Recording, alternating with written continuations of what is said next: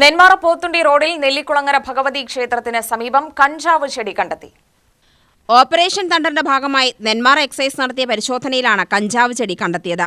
വ്യാഴാഴ്ച ഉച്ചയോടെയാണ് സംഭവം. 70 സെന്റിമീറ്റർ ഉയരമുള്ള കഞ്ചാവ് ചെടിയാണ് കണ്ടെത്തിയത്. എക്സൈസ് ഇൻസ്പെക്ടർ കലാദാസാണ് പരിശോധനയ്ക്ക് നേതൃത്വം നൽകിയത്. എക്സൈസ് ഇൻസ്പെക്ടർക്ക് ലഭിച്ച രഹസ്യ വിവരത്തിന്റെ അടിസ്ഥാനത്തിലായിരുന്നു പരിശോധന. പ്രതിക്കായി അന്വേഷണം ഊർജിതമാക്കിയതായി എക്സൈസ് അറിയിച്ചു. നെന്മാറ റേഞ്ച് പരിധിയിൽ ശക്തമായ പട്രോളിങ്ങും മറ്റും നടന്നു വരുന്നുണ്ട്.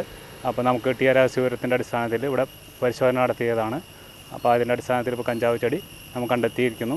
ഏകദേശം ഒരു 2 മാസത്തെ പ്രായം ഉണ്ടാവും കഞ്ചാവ് ചെടിക്ക്. ഏകദേശം ഉദ്ദേശം ഒരു 60 സെൻറ്റിമീറ്ററോളം ഉയരം ഉണ്ട്.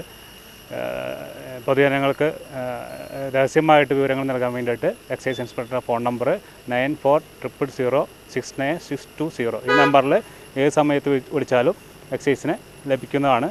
അപ്പോൾ പൊതുജനങ്ങൾ ഏതെങ്കിലും രഹസ്യ വിവരങ്ങളോ ഈ മദ്യമോ മയക്കുമരുന്നോ സംബന്ധിച്ച എന്തെങ്കിലും വിവരങ്ങളുണ്ടെങ്കിൽ ഈ നമ്പറിൽ ബന്ധപ്പെടാവുന്നതാണ്.